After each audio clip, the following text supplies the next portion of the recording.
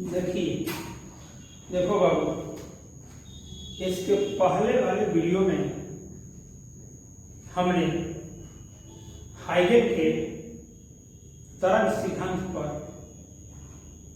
प्रकाश डालकर हम पढ़ाए हैं कि हाइगेन का द्वितीय तरंग का सिद्धांत क्या है। उस हाइगेन के द्वितीय तरंग का सिद्धांत के आधार पर दो क्वेश्चन बहुत काफी महत्वपूर्ण होते हैं।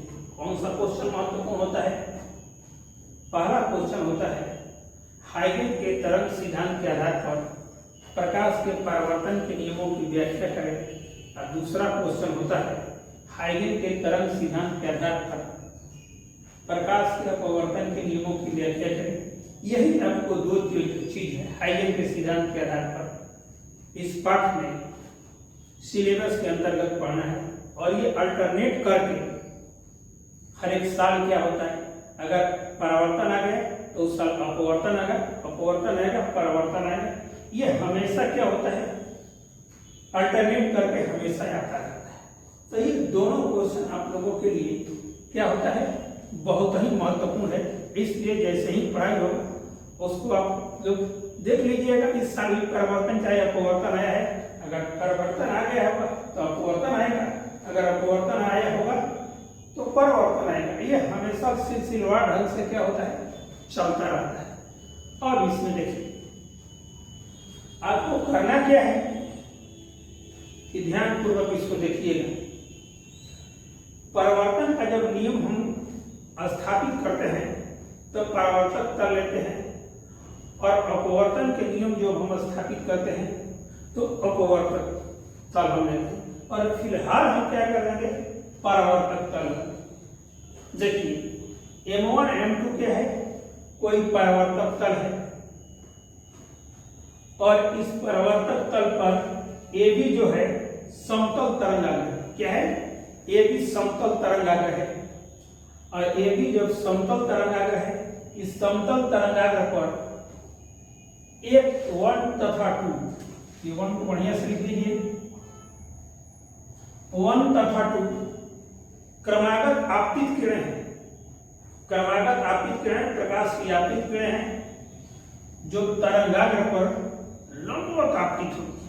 यह बाबू इस पर से असंख्य किरणें हो सकती है। इसमें यह समझिए कि द्वैय हो तो द्वैय नहीं, असंख्य किरणें हो सकती है।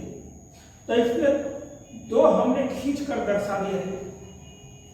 हाइगेन का थ्योरी कहता है, हाइगेन के तरंग सिद्धांत के अनुसार तरंगाग्र अर्थात वही प्राथमिक तरंग, एबी को हम कौन सा तरंगाग्र कहते हैं, प्राथमिक तरंगाग्र। प्राथमिक तरंगाग्र इसलिए कहा जाता है यह t बराबर 0 जब समय शुरू हुआ है तो हमने लिया है कि t बराबर 0 पर एबी कोई तरंगाग्र है, इसे हम क्या कहते हैं, प्राथमिक तरंगाग्र।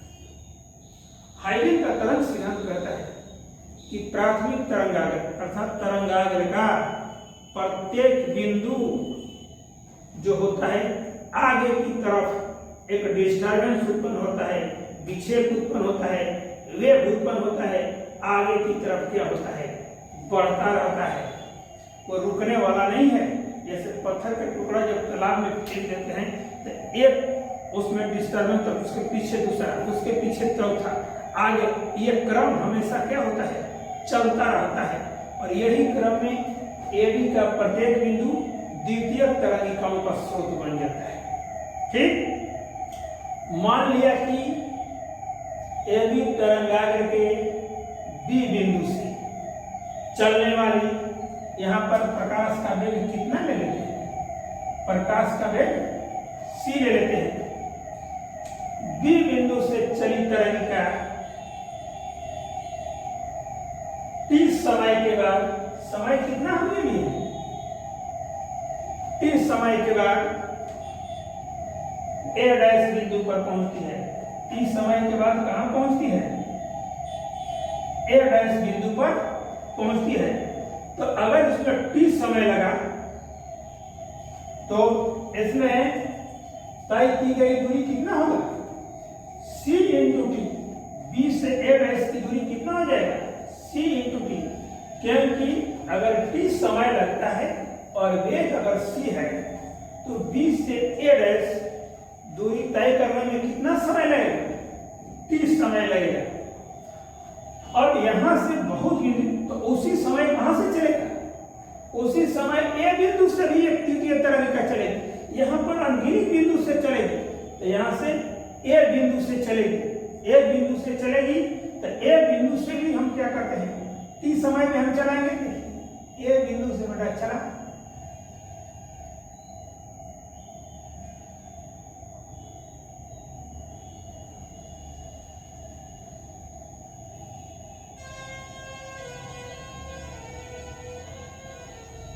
ये बिंदु से चलने के बाद कहां पहुंच गया, ये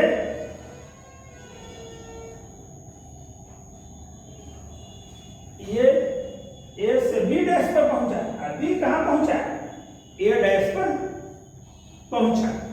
तो सीधा लाइन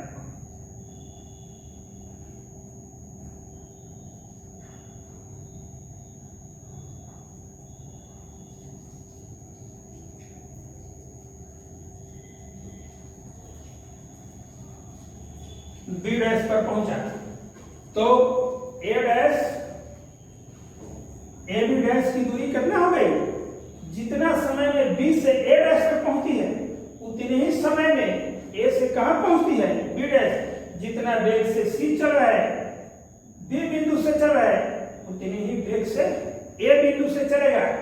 तो टी समय में ए बी डैश बराबर भी कितना हो जाएगा, सी इंटू टी। कहने का मतलब बी से ए डैश पहुंचने में टी समय में सी इंटू टी दूरी तय करता है। उसी तरह ए से बी डैश पहुंचने में कितनी दूरी तय करेगा, सी इंटू टू दूरी तय करेगा, सी इंटू टी दूरी तय करेगा। अब हमको क्या करना है, एक हेमिस्फीयर का करना है। कैसे होगा, हर जहां जहां पहुंचता है, देखो यहां पर भी ये गोला होगा, यहां पर भी गोला होगा, यहां पर भी गोला होगा। और देखिए ए बिंदु को केंद्र मानकर क्या करते हैं, ए बिंदु को केंद्र मानकर ए बी डैश बराबर सी इंटू टी की त्रिज्या लेते हैं। क्या करते हैं, ए को केंद्र मानकर और सी इंटू टी माने ए बी डैश का त्रिज्या लेकर जब इस पर चाप खींचेंगे तो चाप कहां स्पर्श करेगा, चाप बी डैश बिंदु पर स्पर्श करेगा। चाप कहां करेगा, बी डैश बिंदु पर स्पर्श करेगा। अब तब हम क्या करेंगे, बी डैश बिंदु पर तब ये वाला यहां आया है और ये वाला यहां आएगा। और द्वितीय तरंग का सिद्धांत क्या करता है, एक स्पर्शी तल की कल्पना किया जाता है। जो स्पर्शी तल की कल्पना किया जाता है वह क्या होता है, द्वितीय तरंगाग्र की रूपरेखा है। अब हम क्या करेंगे, ए और यहां से इसको मिला देंगे, यहां से इसको मिला देंगे तो क्या हो जाएगा, ये स्पर्शी तल हो जाएगा। क्या होगा, ये स्पर्शी तल हो जाएगा। ये लंबवत है तो ये 90 डिग्री है तो ये भी 90 डिग्री हो जाएगा।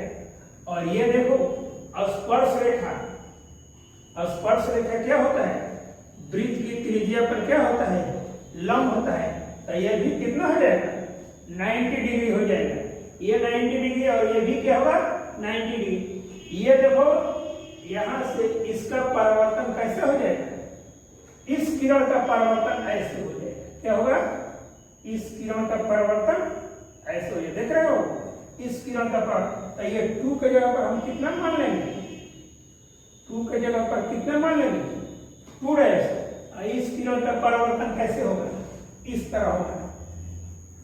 इसके समानांतर कैसे गुजर जाएगा, ऐसे गुजरेगा। ये कितना हो जाएगा, ये 1 डैश हो जाएगा। और देखो यहां पर ये आपतित किरण है तो इस पर एक क्या करते हैं, नॉर्मल ड्रॉ करते हैं। क्या करते हैं, एक नॉर्मल ड्रॉ करते हैं। तो ये चूंकि आपतित किरण है तो ये कोण कितना हो जाएगा, आपतन का कोण कितना मानते हैं, आई मानते हैं। ये परावर्तित किरण है, इस पर एक नॉर्मल ड्रॉ करो। नॉर्मल ड्रॉ करेंगे कितना हो गया, N2। तो ये कितना हो जाएगा, ये R हो जाएगा। ये कितना हो जाएगा, R हो जाएगा। अब देखिए ये नॉर्मल जो बेटा है, ये ये भी लंबवत है, इस प्लेन पर ये लंबवत है, ये इस प्लेन पर लंबवत है। आपतित किरण और ये दोनों एक दूसरे पर क्या है, लंबवत है। तो ये कोण कितना हो जाएगा, इतना कोण 90 डिग्री हो जाएगा। देखो ये लंबवत है और ये रेखा लंबवत है, तो दोनों के बीच का कोण कितना होगा, इतना 90 डिग्री होगा। ये कोण कितना हो जाएगा, इतना कोण जब 90 डिग्री है तो ये कोण कितना होगा, 90 डिग्री माइनस आई हो जाएगा। समझ रहे हैं ना, ये कोण कितना हो जाएगा आपको, ये कोण होगा 90, क्योंकि इतना का मान कितना है, 90 डिग्री। और तो ये इतना में से अगर हम इतना घटा देंगे तो ये कोण कितना हो जाएगा, 90 डिग्री। ये देखो रेखा नॉर्मल खींचे हैं, ये नॉर्मल खींचे हैं, तो ये कोण कितना हो जाएगा, ये कोण भी कितना हो जाएगा, आई हो जाएगा। इसको डिनोट कर देते हैं, ये कोण कितना हो जाएगा, आई हो जाएगा। तुम कहोगे कैसे आई हुआ, तो इस आई को देखा, ये है N1 है और ये कितना था N2। ये रेखा जो है ये इस प्लेन पर लंबवत है, तो इतना कोण कितना हो जाएगा, 90 डिग्री हो जाएगा। और 90 डिग्री में से इतना घटा देंगे तो ये आई हो जाएगा। देख लो कैसे होता है, थोड़ा सा इसका मैथमेटिक्स समझो। इस कोण को हमने आई कैसे रखा, इस कोण को आई देखो कैसे लगाए, यहां से यहां ये नॉर्मल है, ये N1 क्या है, नॉर्मल है इस पर, तो यहां से यहां जो कोण होगा कितना होगा, 90 डिग्री। और इस पूरे 90 डिग्री में से ये घटा देंगे तो कितना होगा, 90 डिग्री माइनस 90 डिग्री माइनस आई। ध्यान दो, इतना ही डॉट डॉट लाइन लगाए हैं, इसमें से इतना कोण में से, इधर देख रहे हो ना, इतना में से अगर इसको घटा देंगे तो आई निकल जाएगा।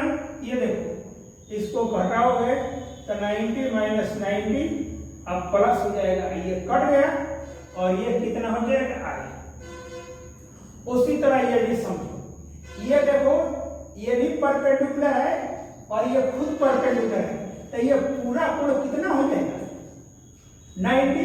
ये कोण तुम्हारा कितना हो जाएगा, ये कोण हो जाएगा 90 डिग्री माइनस आई हो जाएगा। ये कोण कितना हो जाएगा, 90 डिग्री माइनस आई। ये जो तीर लगाए हैं ना, ये कोण कितना हो जाएगा, 90 डिग्री माइनस। ये कोण कितना हो जाएगा, ये कोण देखना, ये कोण कितना हो जाएगा, आर।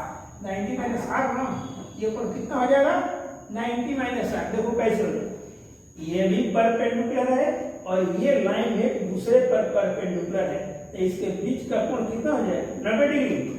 इतना ये रेखा और इस रेखा के बीच 90 डिग्री हो जाएगा। तो 90 में से आर को घटा देंगे तो ये देख रहे हैं छोटा है नहीं, इसका मान कितना होगा, 90 डिग्री माइनस आर। इस कोण को अब हम निकालेंगे। देखो ये बेटा ये क्या है, ये परपेंडिकुलर लाइन खींचा गया है और परपेंडिकुलर लाइन यहां से यहां तक के बीच का कोण कितना है, 90 डिग्री। तो 90 डिग्री माइनस कितना कर देंगे, 90 डिग्री माइनस आर। तो ये देखो कट जाएगा प्लस, और माइनस माइनस क्या हो जाएगा, प्लस। तो ये कोण कितना हो जाएगा, आर हो जाएगा। ये आई हो गया आपतन के कोण, आर क्या हो गया, परावर्तन का कोण हो गया। अब ये हमको निकालना है।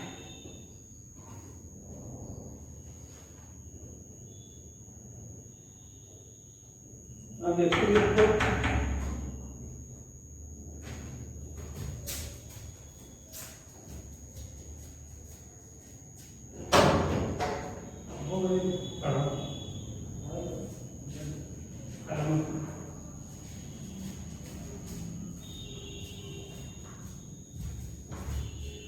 अब देखो मान लिया कि यदि कोई समतल तरंग यही लिखे हैं, जो आपतन के कोण आई बराबर bA dA डैश पर आपतित होती है, 1 तथा 2 क्रमागत आपतित किरण है जो AB तरंगाग्र पर अभिलंब आपतित होती है। हाइगन के द्वितीय तरंग का सिद्धांत के अनुसार AB का प्रत्येक बिंदु द्वितीय तरंगिकाओं के स्रोत बन जाता है। माना कि B बिंदु से चलने वाली द्वितीय तरंगिका किस समय के बाद परावर्तक तल के ए डैश बिंदु पर पहुंचती है। यहाँ प्रकाश का वेग c है, तो बी ए डैश समझाया था ना, बी ए डैश बराबर दूरी बराबर कितना होता है 4 गुणे समय, तो कितना होगा c गुणे p हो जाएगा। इसलिए बी ए डैश बराबर c इंटू कितना हो जाएगा t हो जाएगा।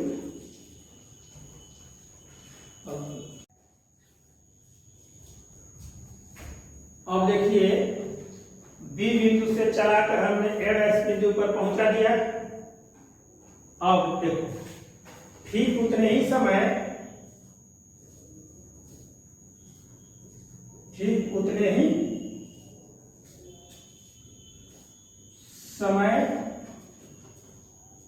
t में चलने वाली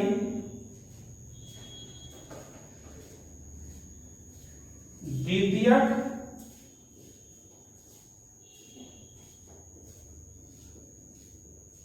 तरंगिका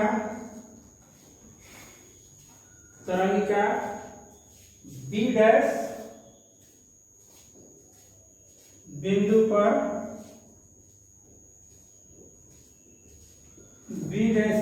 पर पहुंचती है। इसलिए ए बी डैश बराबर दूरी बराबर कितना हो जाएगा 4 गुणे समय, 4 c है और समय t है, तो कितना आ जाएगा c गुणे t। ये समीकरण कितना हो गया। अब क्या करते हैं, एक बिंदु को केंद्र मानकर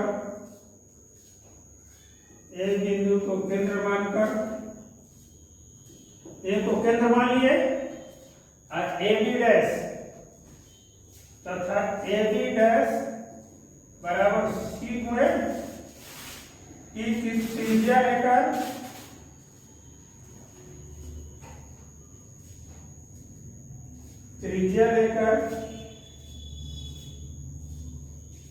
एक चाप खींचा जो बी डैश बिंदु पर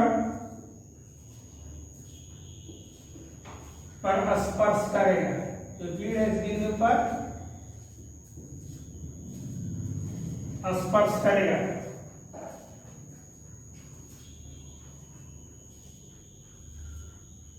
अब ए डैश तथा बी डैश को मिलाने पर ए डैश बी डैश एक स्पर्शी तल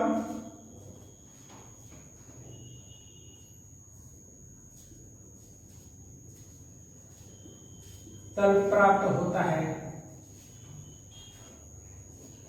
जो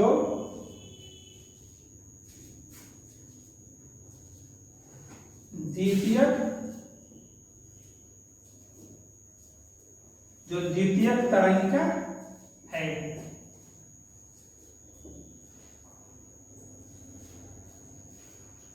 अब देखा जाए समकोण त्रिभुज, ऐसे त्रिभुज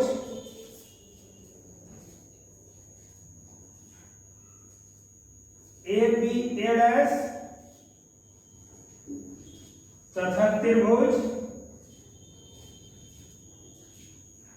A B dash A dash. देखो अब हम क्या करते हैं, त्रिभुज कौन सा लेते हैं, त्रिभुज ए बी ए डैश तथा त्रिभुज A B dash A dash में। अब ध्यान दीजिए तो कोण बी बराबर कितना हो गया, कोण बी डैश बराबर कितना है 90 डिग्री।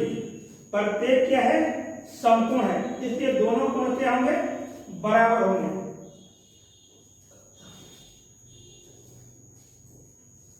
इसमें बी ए डैश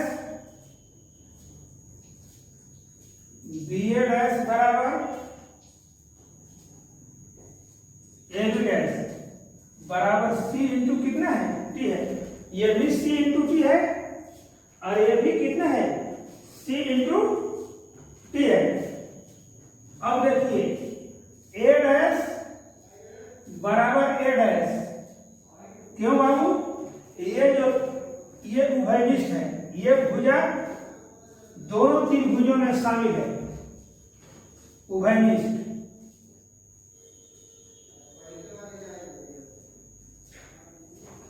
इसलिए भुजा कोण भुजा, ये त्रिभुज और ये त्रिभुज क्या होंगे? सर्वांशम हो गए। इसको अंग्रेजी में कॉन्ग्रुएंट कहा जाता है। ये दोनों त्रिभुज जब सर्वांशम हो गए तो उस त्रिभुज का तीनों कोण उस त्रिभुज के तीनों कोण के बराबर होगा। उस त्रिभुज के तीनों भुजा उस त्रिभुज के तीनों भुजा के बराबर होगा। इसलिए कितना हो जाएगा? त्रिभुज ए बी ए डैश सर्वांशम होगा त्रिभुज ए बी ए डैश। इसलिए कोण कितना हो जाएगा? कोण ये देखो, कोण बी ए डैश, कोण बी ए डैश बराबर कितना हो जाएगा? कोण बी डैश ए डैश ए, अर्थात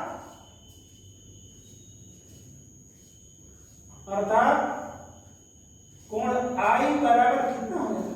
कोण आई, जिसको कहते हैं आपतन कोण, बराबर क्या हो गया? परावर्तन कोण। यह परावर्तन का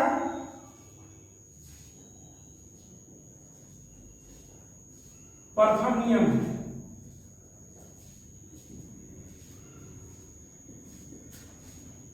अब देखिए यहां पर ये देखो, ये आपतित किरण है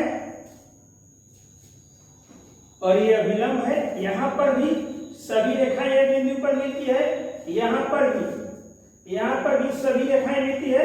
हर बिंदु पर हम देख रहे हैं आपतित तरंगाग्र, परावर्तित तरंगाग्र तथा आपतन बिंदु। ए बिंदु क्या है? ए डैश पर तीनों क्या है? यहाँ आपतित है, देखो ये आपतित तरंगाग्र है तो ये क्या है? परावर्तित तरंगाग्र। ये आपतित तरंगाग्र है तो ये क्या है? परावर्तित तरंगाग्र है। और ये लंबवत है, ये ए डैश इंटू क्या है? लंब है। ये तीनों किस बिंदु पर मिल रहे हैं? ए डैश बिंदु पर। इसलिए अब परावर्तन का दूसरा नियम सत्यापित होता है। चित्र की ज्यामिति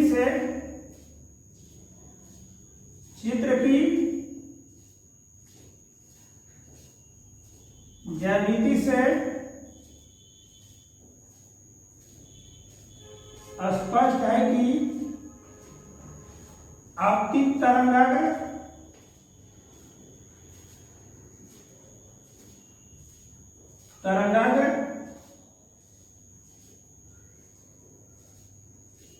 परावर्तित तरंगाग्र